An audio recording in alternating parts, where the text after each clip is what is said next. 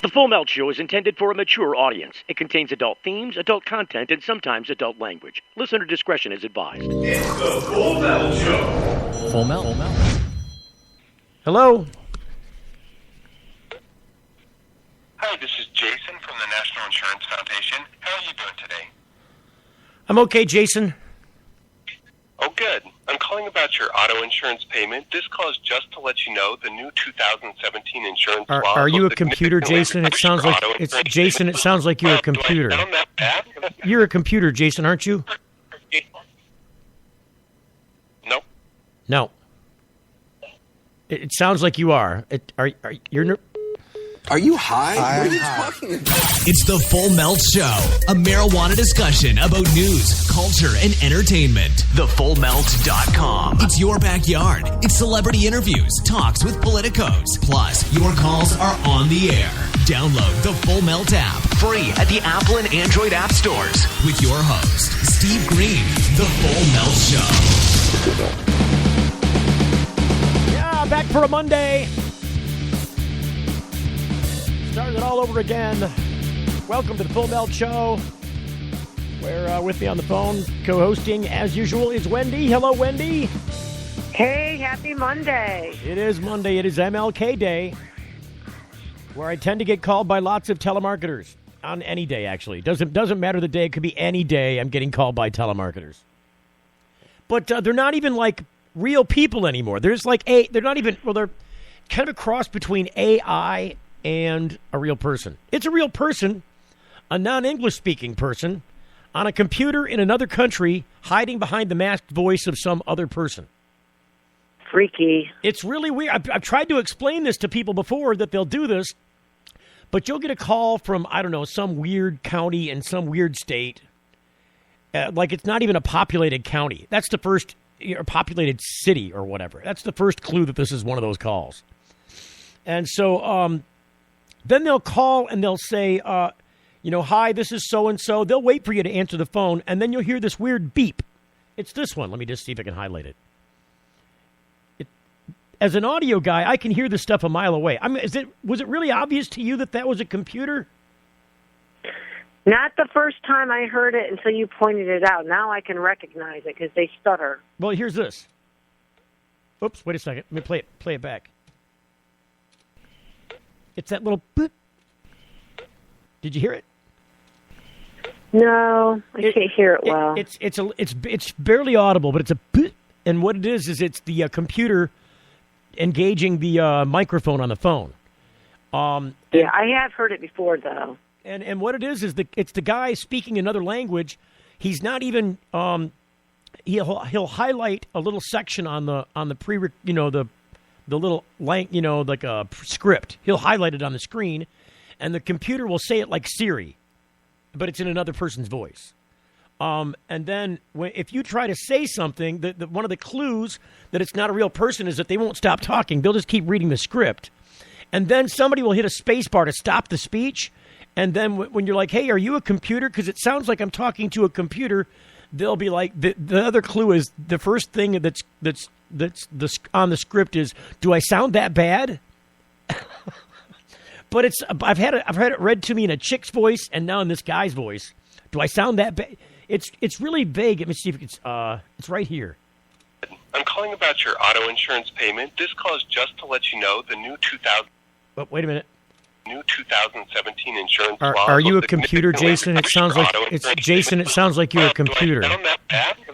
Did you hear it? He stops it and it interrupts his own speech, like the computer interrupts itself and says, "Do I sound that bad?" I'll play it. Just Jason. It sounds like you're a computer. Do I sound that bad? You're a computer, Jason, aren't you? Nope. Nope. They actually had to say no in another language and then have it play it back. Nope. It's just funny because they get irritated with you because most people are not clever enough to figure out that the guy that's talking to them is a script on a recording that they can interrupt and that they can actually change the script by just saying the words. But it's very tricky. I'd love this guy to call me. Call me, okay? It's very tricky and it's underhanded, and I can see a lot of people getting confused. Here's the other thing. If you call the number back that called you, it doesn't exist. It's a non-existent number, which is another clue. They're not a real company, and if I had bought whatever he was trying to sell me, all they would have done is steal from me because they wouldn't have sold me anything. They weren't going to send me anything. They weren't going to sign me up for anything. They were just there to take your credit card numbers. What was he even advertising? He said, I'll play that part back, too. It's this part right here. Hi, this is Jason from the National Insurance Foundation. How are you doing today? The National Insurance Foundation. Jesus, that's your first clue. Well, and see, then they try and hook you in because they want to say that, talking about your auto insurance payments, because I don't have an auto currently, so I have no insurance payments. That's the first clue to me. That's hello. Oh, good. I'm calling about your auto insurance payment. This call is just to let you know the new 2017 insurance law. Are you a computer? See, I didn't want to hear it at that point. I don't care about the new 2017 what the hell ever you got. Plus, he said, "Oh, good." What if you would have said, "I'm having a shitty day," and then he responds, "Oh, good." Right, and then it's too late because he already hit the stupid space bar to start the speech talking. But there's sweatshops full of these people in other countries that are not even there necessarily selling you a real product. So they're only cutting their own throats when they do this, when they agree to do this kind of stuff, because all the outbound, all the outsourced phone operators all get thrown under the bus. Like all the legitimate businesses that are just outsourced businesses get no trust anymore. Who can trust any of them? Hackers. It's totally hackers, which is the subject of the show today. Because it seems like the MJ Freeway, are you familiar with what the MJ Freeway is? Yes, I am. So for those of you who are not, it is the Colorado seed-to-sale tracking system. And it's the state software that you must, as a dispensary, whether it's legal for recreational or medical purposes, you must, as a dispensary, sign into this system. And anytime you get cannabis through the system, it logs it in there. And so it's just like this tracking system you would have at any other, pharmacy, so to speak, where they track, your prescription drugs. The dangerous ones are the ones that are, more addictive, that kind of, especially the opiates. They track that through there so you can't doctor shop and, go to multiple pharmacies with the same prescription from the same doctor, that kind of stuff. They can see in there that prescription's already been filled and who filled it and when it was and where it was and everything. So this is kind of like that, except they're not tracking you as an individual. They're actually tracking the pot. They're tracking it from the time that it was planted until the time it was harvested. They know where it was at. They know all the conditions of it because all that stuff is logged by the people into the system. So when the product gets delivered at the other end, and it's an ingenious way of doing it if you're going to do it this way, it's very efficient. It keeps track of who handled it, where it was, so that if they find mold or something and if they find a contaminant that's not allowed, then they can go back and mitigate it by controlling it, getting rid of it. And also not allowing that product for sale. But the bigger problem, it would seem to me, and this is what I want to see if I can get some agreements from you with on Wendy, the bigger problem for me is that these systems are completely fallible to hackers. And the headline that came out last week was that the hackers had hacked the MJ Freeway system in Colorado and shut down dispensaries, many of them, for several days.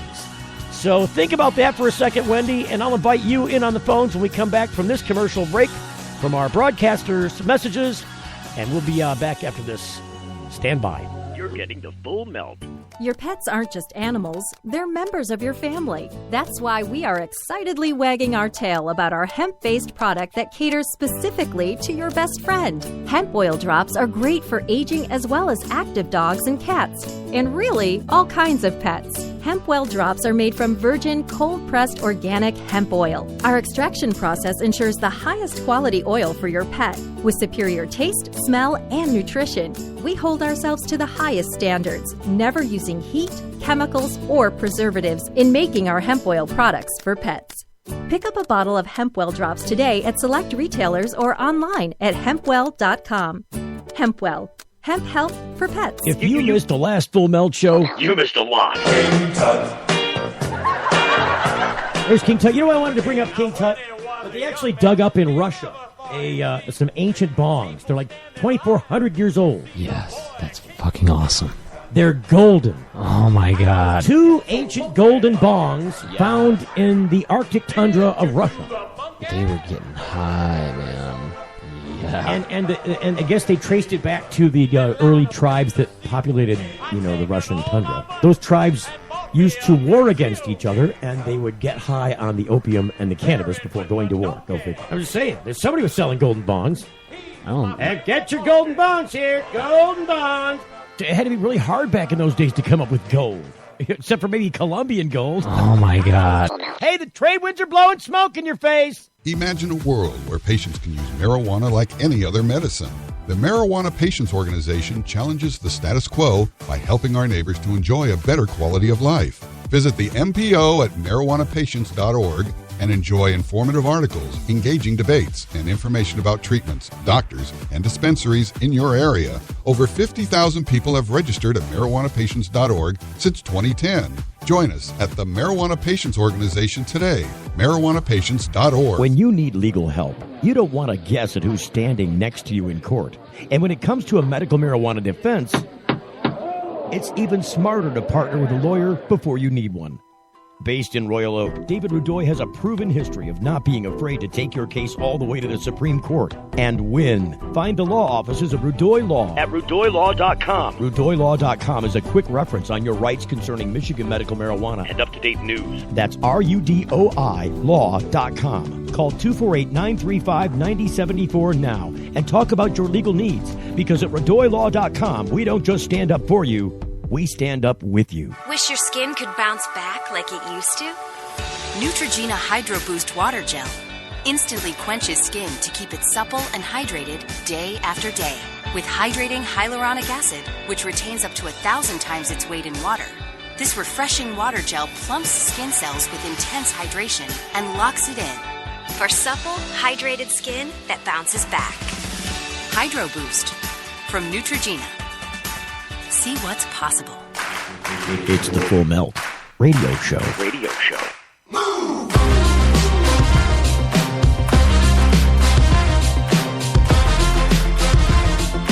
So you can imagine how upsetting it would be if you're living in Colorado, especially if you're a medical patient, and you woke up and you're like, oh, I'm in horrible pain. I gotta go down to get that prescription filled. Need to go get some strong indica. I need some indica. I can't live through the day without a little bit of indica. And then you muddle your Hulk up into the vehicle, and you get down to the dispensary, and you get out in horrid pain, and you hobble up to the thing, and the door's locked. And it's locked not because it was raided. It's locked not because some supply thing happened. It's locked because they couldn't figure out how to get the computers to work. And so the state ordered the system is shut down for the day. And then this goes on endlessly until they get this thing unhacked.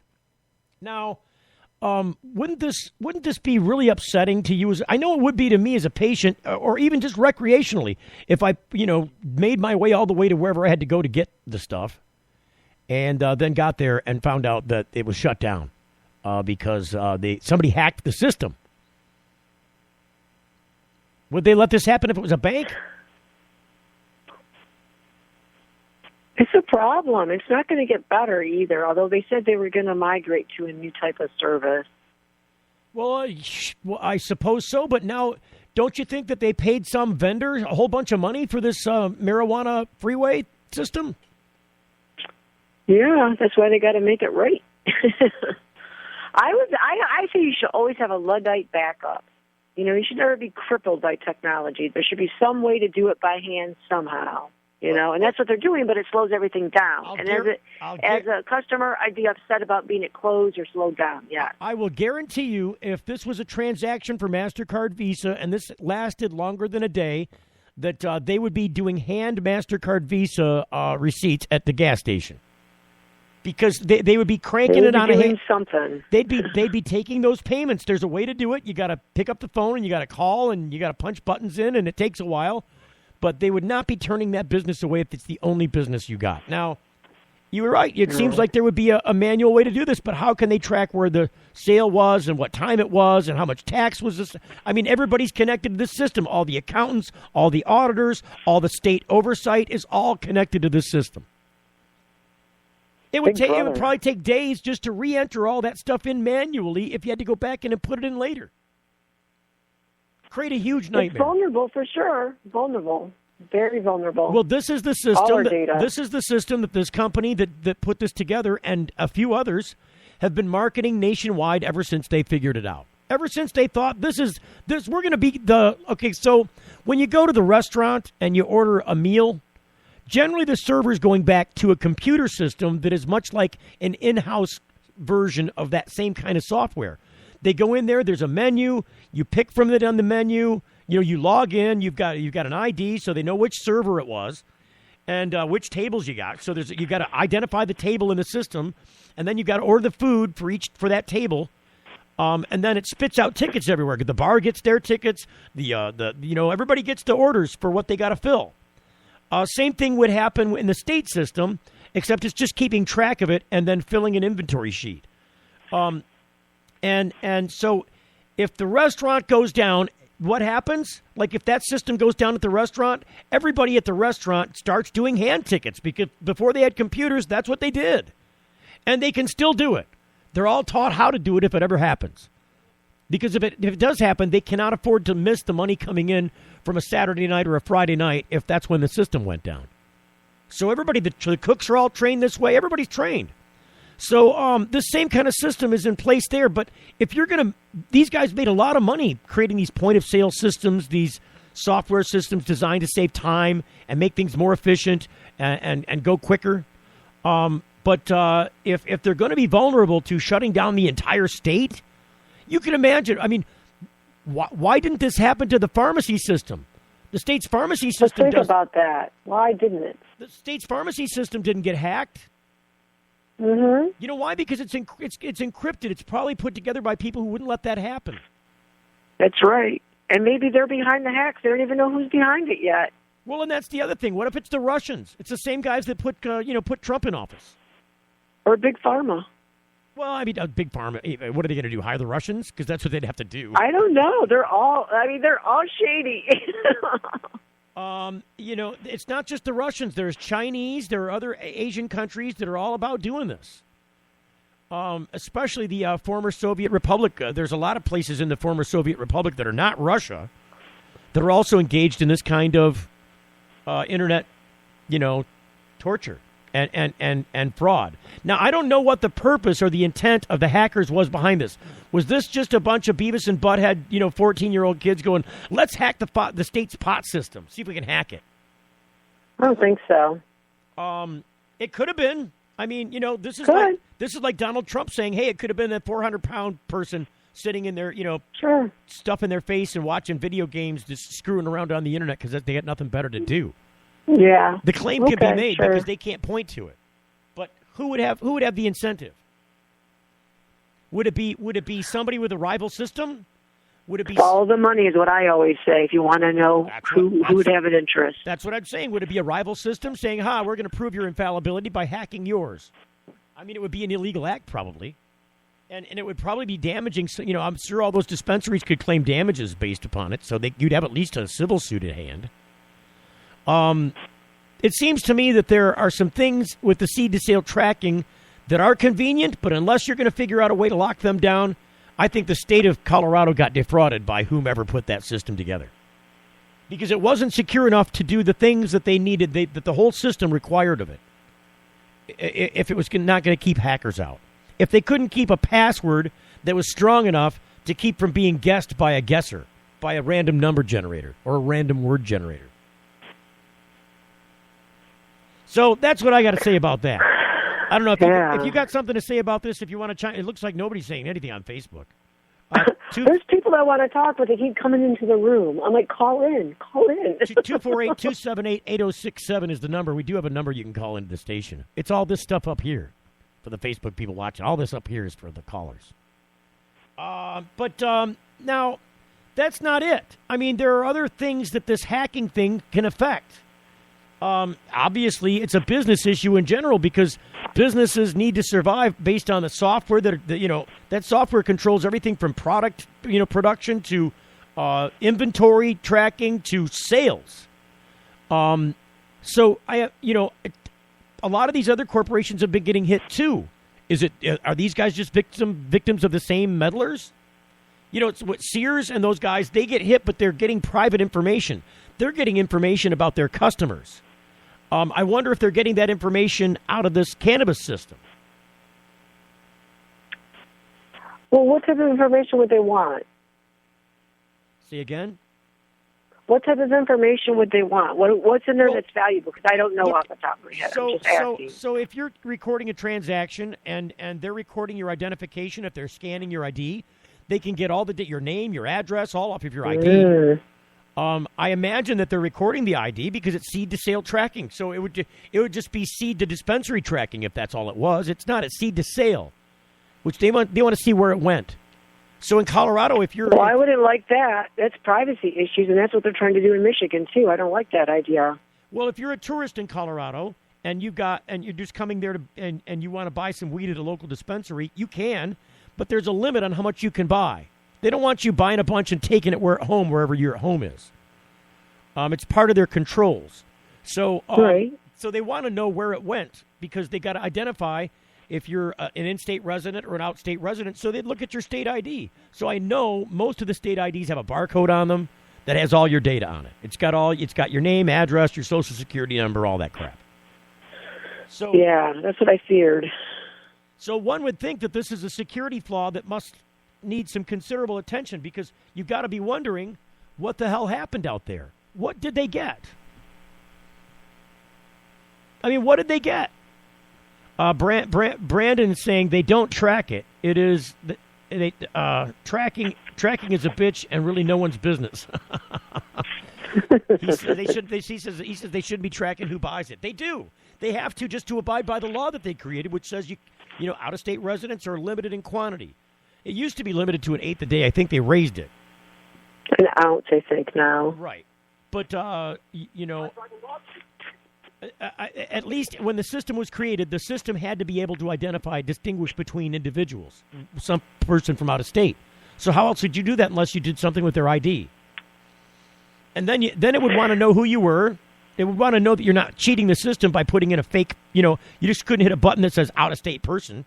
They would want to be able to say, it's like when you sign for the bottle deposits, when you bring your cans or bottles into the grocery store, they make you sign the slip. Some of the smaller stores still make you do that. Just so that they can account to their manager that I didn't take these, this isn't me. I didn't get this money. Brandon says they do not scan IDs. MJ Freeway does not scan your ID, but I don't know whether that's true or not. Brandon saying that they don't scan your ID? Yeah, he said the MJ Freeway does not, but I would think at the dispensary they have to make sure you're the person. How else? That has the right medical card. I don't know. I don't know how it works. You don't even need a medical card if you're just an adult. I'm just saying if you're an adult making a purchase. That's true. So, if you're getting the medical weed, then you would have to have your medical card, and then they would have all that information. You'd think that they'd have that information at least because you're in that other system. They just cross-reference the other database. All I'm saying is that there's a big question mark about what is it that they got out of this thing. For real. That they're not. To me, the other hackings were you could point to the idea that people were looking for credit card numbers, like in Sears when Sears got hacked, or when Target got hacked. A bunch of these big companies, they get hacked. Even the banks, they're getting hacked. So they're getting private information. They're getting identification information that you can at minimum steal somebody's identification with by fraudulently pretending that you're the creditor if you're applying for credit, or opening credit cards, all that kind of stuff. And then the other one is you can actually get their credit cards from if you're a point of purchase place. You could if they're actually recording that information, which some of them still are, then you can get that information. So there's a reason for them to hack those guys. But if we already know they're not using credit cards in the cannabis business because the banks aren't allowed to, so there would be no incentive to hack for that reason unless you were just getting identifications from people. So that only leaves it, if I'm an FBI guy, that wheels it down to there's some other competing force that has an axe to grind. or there's a teenager that just thinks this is hilarious. It's one of those two. And I'd weed it down further. If I was to investigate it further, I'd process of elimination. I'd eliminate one and go down to the last one, then go, okay, who is it? All the FBI and everything and NSA, they've got access to all this stuff. Do they ever actually crack a crime with any of all the info they collect on all of us? Because it seems like they should be able to with all the info they take now. Right. Brandon's saying the store does it for tracking because then they can see how much weed is there. But if it's seed to sale... Well, someone's scanning something. Well, I'm just saying, okay, what's to prevent you as just the guy that's behind the counter from just selling yourself a bunch and then just taking it home at the end of the day? Wouldn't you want to know? No one's ever done that, huh? I'm just saying, it doesn't make sense to me unless they tracked who they sold it to. I mean, yes, there's cameras and all that kind of stuff, but still, wouldn't they know who got the weed? I mean, there's cameras in there. At the very minimum, they could figure it out by just going back to the state footage. They don't even need to go in there to get the footage like the cops would have to go into the grocery store when somebody got robbed. They would just get it from the state computer because that's where all that stuff's being recorded at. Think about it this way. Think about it this way. There are droves and droves and droves of servers filled with nothing but memory chips of video of people walking into dispensaries and grocery stores across the land. Walmart keeps a minimum of 30 days of all those cameras running in full HD at 30 frames a second. Tell me how much data that's eating up. I'm just saying there's a way to track this. So they got to know who it's going to one way or the other. They got to be able to see its end recipient, because if they can't, the seed to sale tracking system is only seed to dispensary. It's not seed to sale because you can't account for where the sale who made the sale. Is it just an anonymous receipt? It's just some schmo walking in that had the ID requirements? I mean, that's what it is for alcohol.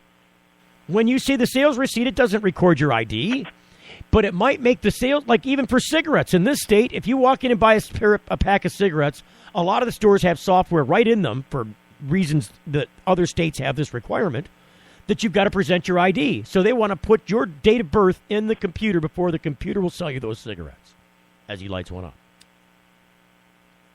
So, I mean, yes, people are all fruity about it, but I always tell them, I'm like, I look at them and I go, don't I look older than 21? I mean, I'm 50 years old. Don't I look older than 21? And you're a smoker. Come on. Don't I look older than 21? Seriously? And then they're going to put something in there. Put anything in there that says I'm older than 21. That's what I tell them. I'm not giving you my date of birth. I'll just go to the party store where they don't make me do that. See, in Michigan, we call them party stores. Everywhere else, it's a convenience store. It's the potty store. They're like the potty store. You go potty there? No, party store. I'm just telling you, if you go to Cleveland and say, hey, I'll be right back, I'm going to run to the party store, people will look at you like you got three heads. Ain't got a pop. I got to get a pop at the party store. Yeah, you have no idea what you're saying. They're like, what are you, from Canada? What's wrong with you? What is that, a pop at what's poppers? Are you having parties? What's going on? Yeah, and you know what? The dispenser, the convenience store is also a dispensary, and it's shut down right now because the seed to sale tracking is dead. Yeah. Just saying.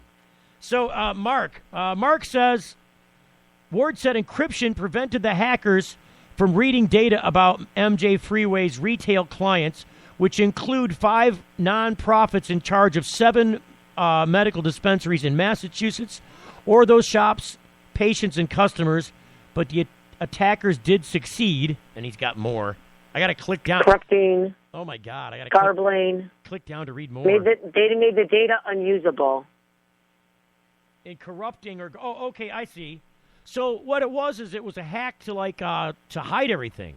So you couldn't use the data. Mm-hmm. Someone's got a grudge. Someone's got a grudge. He says the company has not received. Now, I'm just reading somebody's Facebook comment, so this is not news. I'm just reporting to what somebody else is saying they've heard as the news. The company has not received a demand for ransom or any other communication from the alleged hackers. She added, "I guess he's reading from a news story." I don't know. Maybe he's channeling someone. I don't know where that's from. It seems like he's quoting. Just from my news background, it seems like she's quoting a state spokesperson on the issue. And they're talking about Massachusetts, but I'm talking about Denver. See, now I don't know if the MJ Freeway is trying to serve Massachusetts. Well, they're from Denver. I know that. Well, I know that they serve Denver, but and they're from Denver. I'll have to find out more about that. Look, let's go read about them. Lots more stuff happened, and I also want to kind of maybe run down a little bit about what happened on Friday, because we had a blast out in Flint at Vehicle City doing the marijuana match game. It's all the rage these days. We're having a lot of fun with it, and we hope to get you looped in on the fun. We'll talk about what happened out there, because some crazy things happened, but we're coming back out in a month. We'll give you a date and time coming up next. You're getting the full melt. Your pets aren't just animals, they're members of your family. That's why we are excitedly wagging our tail about our hemp-based product that caters specifically to your best friend. Hemp oil drops are great for aging as well as active dogs and cats, and really, all kinds of pets. Hemp oil drops are made from virgin, cold-pressed organic hemp oil. Our extraction process ensures the highest quality oil for your pet, with superior taste, smell, and nutrition. We hold ourselves to the highest standards, never using heat, chemicals, or preservatives in making our hemp oil products for pets. Pick up a bottle of hemp oil drops today at select retailers or online at hempwell.com. Hempwell. Hemp health for pets. Attention. Get ready to write down a very important number. Michael does not know how to fail. Second place is loser. If you have a medical marijuana case and need legal representation, call the best, attorney Michael Comorn. He's very passionate in the courtroom. Getting the best outcome requires quick legal action, and it needs to start with one call, toll-free to attorney Michael Comorn. 800-656-3557. Write it down, 800-656-3557. Michael Comorn gave us our life back. Attorney Michael Comorn. Vigorous criminal defense. Play-Doh compound can help kids practice communication skills. Start by presenting the visual of the letter or word. Then ask them to mold the Play-Doh compound into the shape of the letters. It's an effective way to foster speech and even writing. Ram trucks are reaching new heights when it comes to capability and efficiency. The Ram Heavy Duty is the most capable full-size pickup on the road today. And the Ram 1500 is the most fuel-efficient full-size pickup ever. So what does that mean? It means Ram trucks are built for the long haul. Ram, America's longest-lasting pickups. If you missed the last Full Melt show, you missed a lot. Yes, sir. We are just here to get you qualified, okay, for the lower interest rates. This is a Visa card. Okay. It's a Visa card, starts with 4, right? So why do you need the numbers off the card? I was going to let you know, what is your new interest rate going to be and what you qualified for, okay? Well, wouldn't it be a security risk if I was to give my card number over the phone? Sure, we are the one who sent you the billing statement every month. Aren't you really just a liar? Aren't you just lying about this? Aren't you just trying to steal my credit card number? Oh, you are, you little piece of shit. You're a little fucking liar, aren't you? You're a little foreign piece of shit, aren't you? You're a little foreign fucking puke, aren't you? That's what you are, fucking piece of shit. Oh no, you get to suck my fucking American dick, you foreign piece of fucking shit. There you go. That's how you do that. Full melt. RootMetrics, in the nation's largest independent study, tested wireless performance across the country. Verizon won big with 153 state wins. AT&T got 38, Sprint got 2, and T-Mobile got 0. Verizon also won first in the U.S. for data, call, speed, and reliability. AT&T got text. Stuck on an average network? Join Verizon, and we'll cover your cost to switch. It's the Full Melt Radio Show. So I really want to know. All I want to know. I met up with an acrobat in Brooklyn or someplace like that, with life and taxis flying past. We tore that dance hall down. So the question is, if you're dating, if you're out there in the dating scene, and you're a cannabis person, does the cannabis dating person have a problem when they're first dating somebody and their date finds out that they are a cannabis smoker? Wendy, you're not in the dating scene. I say the cannabis smoker never has a problem. Never? I'm just saying it's not a problem. You know what I'm saying? You smoke. If the other person doesn't smoke, well, that's their problem, not yours. Well, You're smoking. what if they're what if they're adamantly opposed? They're like, I am not dating a pothead. Well, then they can just show themselves out the door. It's not a problem. It's not a problem. I'm saying if you're still connected to the person outside of the cannabis problem, maybe it is a problem. I don't know. I can't speak for other people who create those type of problems. It's not my type of problem. It seems like this lady. Her name is Peckler. She's 32. What? Her name is Peckler. Peckler? Miss Peckler. Molly Peckler is her name. Oh, my God. And she's a marijuana matchmaker. Okay. So I think that it is a problem. I think that she's solving a problem. Look, I can see a lot of... Look, as just a regular smoker, there are people that if I was out dating, they would be like, oh, no, you know what? I didn't know you smoked. I'm sorry, I can't be dating you. Because they just can't deal with it. And I think it's like an evolutionary thing. They self-eliminate. You don't want to be around them anyhow. It's a gift from God. It's a gift from God. I'm just saying. I could see how this could crossbreed into the cannabis community where, you know, you're a cannabis smoker and the person that you're dating has always been in the prohibitionist community. What if they're a cop? You're dating a cop. And the cop is like, no, I'm not dating somebody who's smoking weed. I don't know. Again, I can't do these hypotheticals because none of this would ever exist for me, so I can't even comment on it. This will just have to be an audience comment. Because I don't get it. I don't get it. I'm going to go ahead and do something for Sue because she asked me to do it. So there you go, Sue. Woo! There they are. She wanted me to show my boobs.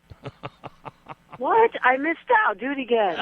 No, they're man boobs. You don't want to see my man boobs. You don't know what I want. I just asked. How do you know I don't want it? Man boobies. There you go on the Facebook. I got to make it play. You're going to make it play? It's too late. I'm not Well, going to do it a third time. You're going to wait. Oh, there they are. There they are. Aww. Gee, ditty bitty titties.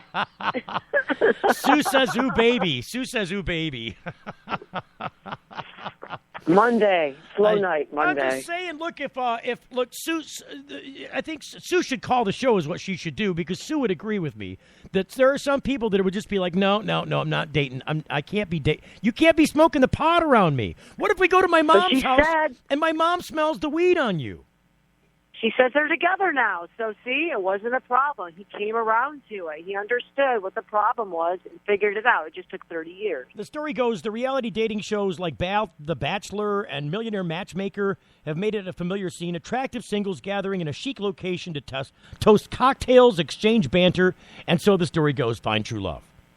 Marijuana matchmaker and dating expert Molly Peckler believes such scenarios can spark meaningful relationships away from the TV cameras. But she feels there's always been one missing ingredient, cannabis. Now, she's focused, according to this story, on bringing cannabis into the dating scene as, like, part of the romance, as part of the thing that helps to bond you. But I could see how, if she is a matchmaker and is trying to use cannabis, that she'd just be weeding out, like, she would be rejecting all of the people who would be applying for a date. Because nobody's coming to I want to date a pothead. I mean, could you imagine such an app? It's for people. It's for non-pot people to meet. It's for non-pot people to meet pot people. What? No one wants that. That's what I'm saying. That's like straight people meeting people on Grindr. Who's going to do that? Exactly. Well, you'd be surprised. You'd be surprised, actually. Oh, then are they really straight, or are they just kidding themselves? I'm really. Well, okay, so let's just do a little definition there because I'll just tell you what the definition there is. Okay. And, you know, gay people can have straight sex. Straight people can have gay sex. And either activity doesn't define either one, in my opinion. And now, unless you're attracted. Some people are just going about the motions of getting where they're trying to go, and it doesn't matter. Really, that's what it comes down to. But you're only attracted generally to one thing or another. For the most part, there are people who are attracted to both. But I'm just saying, you know, just from that peekaboo into that place, that there are a lot of straight people that are up on the grinder just trying to skip around the wine and the dine. Either that, they're out there lying to themselves and everybody else. One of the two. That's my point. Thank you. That's what I think, at least. That's my opinion. They're not fooling anyone. So Sue says she doesn't smoke. She just likes getting laid. So it doesn't matter. Well, sometimes those two go together, too. Think about that. Well, apparently it doesn't matter to her. She's just like, hey, if you're a smoker, it's all the better. I'm a pepper, he's a pepper, whatever. Let's be a pepper, too. Right. But I could tell you a weird dating thing that has to do with what you were saying about the internet thing, but I'm going to save it for the follow-up. A follow-up? Okay, well, she says, I talk to a lot of people who have faced stigma when it comes to dating and finding someone who accepts them for their cannabis consumption, she said. It is really important that whoever you're with doesn't judge you for it and accepts you for how it enhances your life. Back home from Chicago, Peckler worked in finance for a while, armed with a degree in psychology, a talent for connecting with people, and powerful inspiration from her parents' 50-year marriage. Peckler switched gears and joined a large matchmaking agency in the Windy City. Spent the next few years helping high-end clients find love, but always at the back of her mind, her passion was cannabis. So it seems like this is her passion, not her clients. The plan has been part of her 11. I don't know why it's an issue. Plan has been part of her 11-year relationship with her husband from day one. Blah blah blah blah. It's really just about finding someone who has as much in common with you as possible. See, and that's what I'm saying. She's weeding out. If you're a meth head, you want another meth head. We understand. If you're a pot person and you're trying to connect with somebody who maybe is not opposed to your marijuana consumption, I could see how she would provide a service to you, but all she's really doing is ahead of time weeding out all the clientele that would be opposed. She's weeding out. No, I wasn't even trying to go for that. But yeah, right. That's all she's doing. She's just taking that out of the equation so that the only pool of people that you get to pick from are people who don't mind people who use cannabis. Do you remember that first show where the guy was Who Wants to Marry a Millionaire, and they got married like right on air like 15 years ago? Oh, that was terrible. That guy tried to internet date me. Really? The guy that won because that thing got annulled like right away. Like they walked off the set and did an annulment immediately, didn't they? Before he went on, and I'm watching the show and I'm like, holy crap! Like we had been talking online. I hadn't met him in person, but it literally was the same person, and he's on Who Wants to Marry This Millionaire show. I say to my mom, I said, he's a comedian. Didn't they have what the hell? Why does he think he's a millionaire? He's a comedian. I remember didn't they have like a game wheel? They had some kind of wheel you had to spin too. I don't remember that part, there was a big game wheel. There was some kind of big game wheel. It might have been for their for a prize to for like a honey for like send them on the right. It was a random honeymoon wheel or something. They had to spin the wheel to figure out where they were going. It was really dodging bullets. Very tacky. But I'm sure that both of those contestants rode that thing for everything they could get out of it, and then said, "Let's go back home to wherever we came from and forget this ever happened." Yeah. What happened in Millionaire Land stayed in Millionaire Land. We'll forget about it like that. So I wanted to kind of talk about this. What was going on last Friday? We did our first ever marijuana match game, and by the way, Sue would be great at marijuana match games. So she can't come out because Sue says she doesn't smoke pot, so she can't get into the social club where we hold this game. Well, again, I guess that's self-limiting. She's saying goodnight on Facebook, Sorry, anyways. Sue. But we had a lot of fun, and we had a lot of stars out there, marijuana stars, at least locally, people who are known locally in the pot community. For one thing or another, either their activism, current or past, or their standout, there's some kind of star status attached to these people. And we got enough of them to pick from, and they're funny enough that, she says she can too. She can come out. Well, okay. If you can come out, then, Sue, you should come out.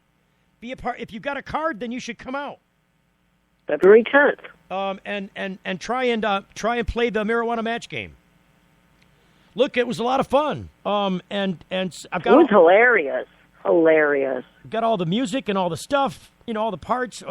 I got to get better on the buttons though, because I couldn't get to the part where this was playing fast enough. Where they're doing this. Yeah, I couldn't get to that stuff fast enough. So so-and-so said such and such and did blank, and then you got to do this. And then I couldn't get to the button fast enough. I got to switch up the buttons. Right. You're going to practice. It'll make it better. It was great. I don't know. Everyone had a good time. It was a learning experience to be sure, but now we know what's up and what's going down, and it's going to be slicker than ever next time. So cash and prizes up for grabs at Flint's Vehicle City. They're on Comer, which is at the corner of Richland. Is it Richland? Richfield in Genesee. Richfield in Across Genesee. from the defunct Halo Burger that's closing down because I've mentioned it too many times. They're defunct? They're closing down? Yes. Oh, they're terrible there. That place is horrible, by the way. Because I talked about them, so now they have to close. Is it a Friday the 13th thing? I don't know. The Halo Burger? Yes, and it was a full moon that night. Look, I went to that Halo Burger, and it took me like 15 minutes to get my order made at the drive-thru window. And then after that, and she couldn't figure out what I was asking for. So then she goes, hang on a second, and then some other dude comes on. Hello, can I help you? And I'm like, I had an order all prepared, and I already gave it to the lady twice, and she made me wait like 7 minutes before I gave it to her the first time. And if you want me to say it a third time, I'm just going to drive away. Thank you, good day, and I left. I was like, no, thank you. Yeah, sometimes you just have to extricate yourself from the situation. Well, it's a good sign that you don't want to go there. You don't want to eat the food if you've already, dipped into the piss them off basket. Because who knows what they did to your food. Oh, yeah. I'm weirded out about that. Good night, Sue. Well, we had a great time there, right? Yes. And that's where it is. And we're going to do it again when? This is going to be February 10th, Friday, February 10th. The show's on from 7 until 8, but you can come down and be a part of the festive atmosphere and maybe a part of the advanced studio audience. I'm going to try and get a comic down there as a warm-up to the show. So, and then also kind of get the audience engaged a little more. We'll put some more theater seating around the front of the stage there, so there's a little more fun there. But we had a lot of fun, and people did win prizes in cash, and we want to up the stakes and get out to Vehicle City on Friday, February 10th. You got to be there at least by 6 o'clock if you want to fill out the form to try and be a contestant. We'll pick randomly from the basket of forms and have a couple of contestants up there to win prizes in cash. But play the match game with us because I'll give you a sample question. Do you want to hear a sample question from the new match? People should just play. Yeah, and people should play the tape. We recorded it. They can see for themselves how fun it was. No, these are new questions for next week. I just want to give you a sample question of what might. Yeah, go ahead. So Rick Thompson and Jamie Lowell were stuck in that elevator a really long time. Maybe it should have been a little bit longer because when the janitor finally got the elevator doors open, everyone could see they were blank. I don't like that one. You don't like it? No. Come on.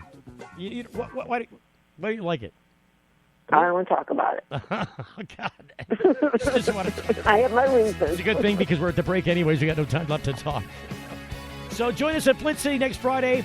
Look, admission is just whatever it costs you to get in there normally. There's no extra special price. There's no extra door cover or anything like that. If you're a member of the social club, you can get in and be a contestant and get some fabulous prizes. Back with some closing notes and a program note and some talk about the Cannabis Cup as we come back after this important commercial message break. You're getting the full melt. If you missed the last Full Melt show, you missed a lot. In Sanilac County, the police took plants that just got cut down, took the big stalks, went and laid them out, dried them out, and then trimmed up the marijuana and put it into jars and used that against somebody in the court of law. So it's we're paying police officers to trim marijuana now. For their pretend caregivers. They got on their little maid's outfits and they got their little gloves on and their little scissors and they're all happy playing with the weed. The Full Melt Show is live 7 to 8 Eastern on thefullmelt.com. Full Melt. Promotional consideration provided by NoSmell.com, pioneering the storage market for cannabis users. The No Smell patented bag technology offers users 100% smell-proof detection from even the most sophisticated of noses. NoSmell.com, so nobody knows. When placing your order for a No Smell bag, make sure to use discount code FULLMELT and take 10% off the entire order. Learn more about No Smell technology at NoSmell.com. Don't stop chasing, wander while the day brings up. Here comes the sunrise and we'll see the sunset. Coasting by the ocean with some music, turn it up. We got the whole night, 360 days of this. All I'm talking wide, the memories will make you right. Always make you smile. Happiness is calling at sandiego.org. When you need legal help, you don't want to guess at who's standing next to you in court. And when it comes to a medical marijuana defense, it's even smarter to partner with a lawyer before you need one. Based in Royal Oak, David Rudoy has a proven history of not being afraid to take your case all the way to the Supreme Court and win. Find the law offices of Rudoy Law at RudoyLaw.com. RudoyLaw.com is a quick reference on your rights concerning Michigan medical marijuana and up-to-date news. That's RUDOI Law.com. Call 248-935-9074 now and talk about your legal needs, because at RudoyLaw.com, we don't just stand up for you, we stand up with you. My moderate to severe chronic plaque psoriasis made a simple trip to the grocery store anything but simple. So I had an important conversation with my dermatologist about Humira. He explained that Humira works inside my body to target and help block a specific source of inflammation that contributes to my symptoms. In clinical trials, most adults taking Humira were clear or almost clear, and many saw 75% and even 90% clearance in just 4 months. Humira can lower your ability to fight infections, including tuberculosis. Serious, sometimes fatal infections and cancers, including lymphoma, have happened, as have blood, liver, and nervous system problems, serious allergic reactions, and new or worsening heart failure. Before treatment, get tested for TB. Tell your doctor if you've been to areas where certain fungal infections are common, and if you've had TB, hepatitis B, are prone to infections, or have flu-like symptoms or sores. Don't start Humira if you have an infection. Ask about Humira, the #1 prescribed biologic by dermatologists. Clearer skin is possible. It's the Full Melt Radio Show.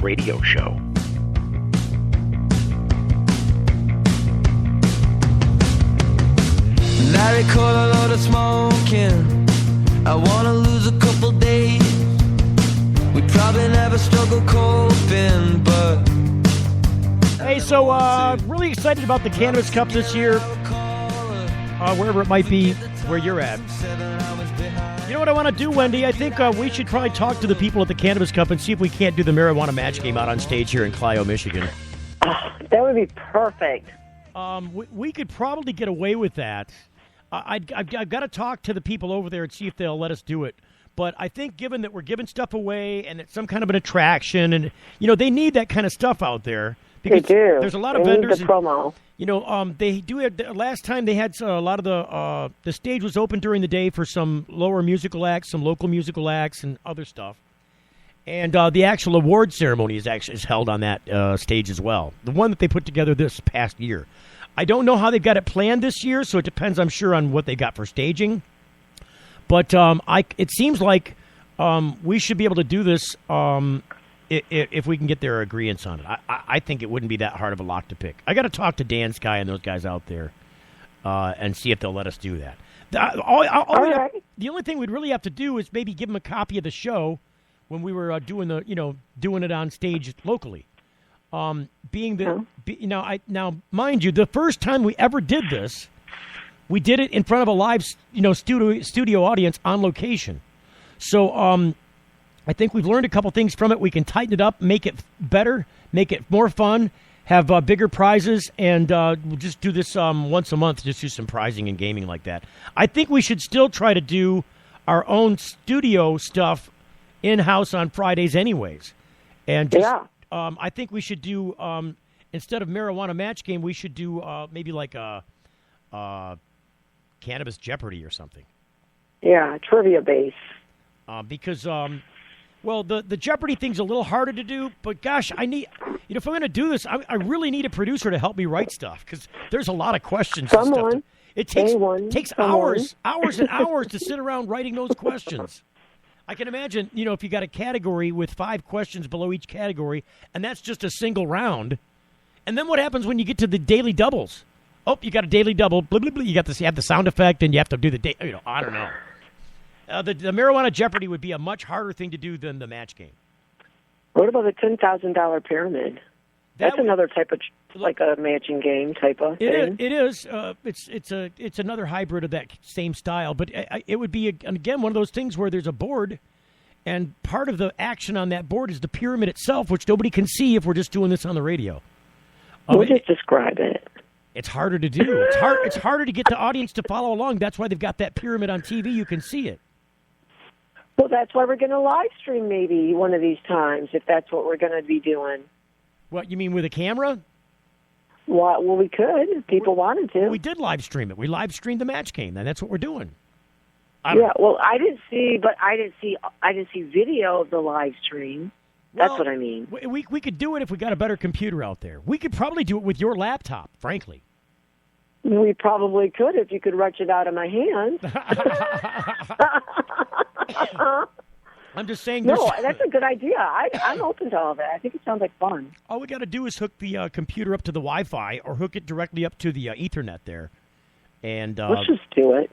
And then I'm sure that I can plug. We don't even need any special cards or anything. I can take the video plug. It's a USB thing that I use to get the Facebook video on here in the studio. We could, just take that with us and plug it in out there and do the same thing. It would be really hard though, because there's some other problems we got to overcome, like lighting. There's no lighting on that stage, so we got to either install some lighting just for our purposes, or we got to do something. Get a lighting company to help us do the production or something. I don't know. We got to find an answer to that problem because we'll fix it. But for right now, the way that it works, we explained on the show as it's happening what we were doing. Yeah. We just have to explain a little bit, and I'm not worried. You want to make sure. No, I'm just. This is in relation to your thing about talking about putting it on. There was no live stream of it on the Facebook. You're talking about the video. There's no video, and I'm saying if you got no lighting, you got no video. How are you going to do video in the dark? It's kind of dark on that stage. Well, so I'm not saying it hasn't been done. We'd have to overcome. We'd have to overcome the lighting situation to do the video. Is what I'm saying. But we can. I gotcha. We can overcome the camera part with a laptop. With your laptop, we could probably. Yeah, we can. Sure, we can. It would just have to be over in the corner, so we could plug into it and then jack the audio into it, and then we'd be fine. Then we could put our Facebook feed up. But we'd have to get people to agree because some people don't want to be live streamed. You know what I'm saying? Well, I mean, but people would have to know. The camera would be the camera would be in the audience perspective. So the only people that would be on would be the contestants that signed up to be on, and that would be part of what they signed up to do. Right. I think that would be fair. Yeah. So I think we could do it. It'd be a lot of I really want to do that because I think we'd have some a lot of people tuning in just to watch that show. It's much more fun to watch than it is just to listen to. I think it's fun to listen to too, but whatever. It was hilarious. I laughed so hard there and listening to it. Like, it was worth it just for the laugh. I'm telling you. So, cannabis, I think we get a lot. I think we get up at like 5 or 6, levels. We could bring it up several levels, I think. Anyway, the other thing I wanted to mention before we get off the air is Cannabis Cup in Las Vegas this year is in March, the first week in March.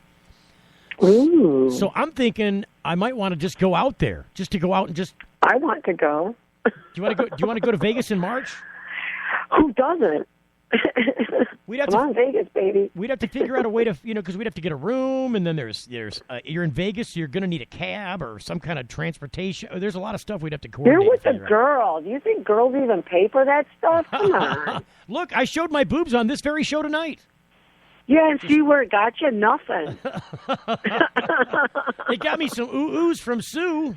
Which proves you're right. My point. You ain't getting a cab with that or a room, honey. You're right about that. I'm not even trying. Not even inkling it out. So that's, I guess, what we got. I think we should try and get out there if we can. And then do you want to try? The second question would be, if we got out there, would you want to do a show from there? Of course. Because I'm pretty sure if we did a show from there, if we could probably get a booth and do the show from the booth. But we'd have to make it worth doing. Like, what would we do out there? Because, we already do that when the show comes to town here, and they just be like, just wait till you get out here. We'll figure it out. We can have fun. We can have T-shirt cannons. We can put people on the air and play the match game or a different version. Well, it's a little different. Strain game, name that strain. I don't know, I'm creative, so it's a little different in Vegas because it's actually inside. When we do the Cannabis Cup here in Michigan, it's always outdoors. Yeah. In Vegas, it's going to be inside. So in March. Inside in March. Well, it's in Vegas. It's like 80 degrees. Not in March. You've been to Vegas in March? I've been in Vegas in October. Well, it's the desert. Look, it could be 40 degrees one day and then 75 the next day. But I don't see too many 40-degree days in Vegas. I wonder what. So bottom line, it's inside, so you don't want to do a T-shirt cannon, right? Yeah, you can't do a T-shirt cannon probably, unless you're trying to knock over another booth, and I wouldn't suggest we do that. No, we'll come up with a good reason to be there. I mean, I like expense accounts, so we'll find a way to figure it to make it all work. So the average temperature in Las Vegas, in March. In March, So the average temperature there in March is 69 degrees. I'm telling you, I knew it. I was psychic. 69. There you go. Oh, whatever. I knew it was no 40. I knew it was no damn 40. Even in February, it's 63. In April, it's 78. In May, it's 88. Average temperature. And the overnight lows in February, it's 39 degrees. Average, so it gets cold, but it's still above freezing. I think we should go, Wendy. Perfect. I think we should go. Sounds perfect. We should go and get a caravan. Get some listeners to come with us. Maybe we should put together a Vegas trip, like a Rush package. Like Rush Limbaugh, the Rush to Vegas, and we'd be the I don't know. We'd have to come up with a clever pot name though. I don't know. We'll do it. We're out of time. We'll see you tomorrow on the Full Melt Show. For Wendy, I'm Steve Green. The Full Melt Show is a production of TFM Media.